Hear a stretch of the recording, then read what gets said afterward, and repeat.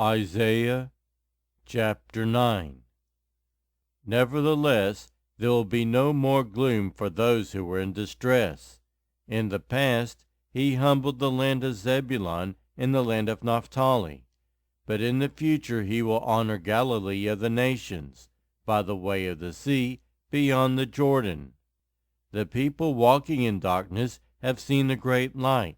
On those living in the land of deep darkness, a light has dawned. You have enlarged the nation and increased their joy.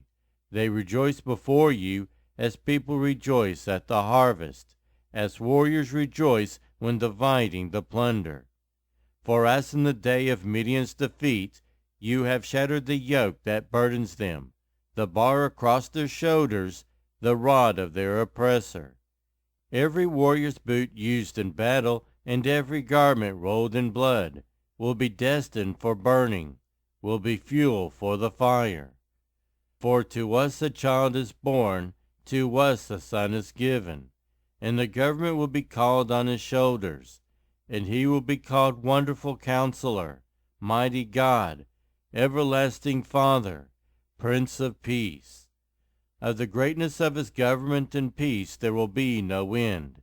He will reign on David's throne and over his kingdom, establishing and upholding it with justice and righteousness, from that time on and forever.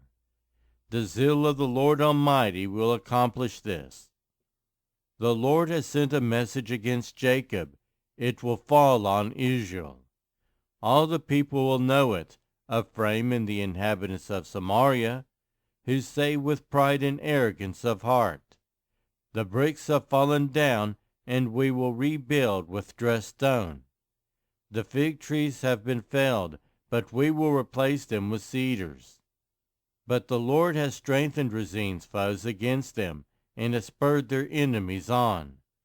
Arameans from the east and Philistines from the west have devoured Israel with open mouth. Yet for all this, his anger is not turned away. His hand is still upraised. But the people have not returned to him who struck them, nor have they sought the Lord Almighty. So the Lord will cut off from Israel both head and tail, both palm branch and reed, in a single day. The elders and dignitaries are the head. The prophets who teach lies are the tail. Those who guide this people mislead them, and those who are guided are led astray. Therefore, the Lord will take no pleasure in the young men, nor will he pity the fatherless and widows. For every one is ungodly and wicked, every mouth speaks folly. Yet for all this, his anger is not turned away, his hand is still upraised. Surely wickedness burns like a fire. It consumes briars and thorns, it sets the forest thickets ablaze, so that it rolls upward in a column of smoke. By the wrath of the Lord Almighty the land will be scorched, and the people will be fuel for the fire.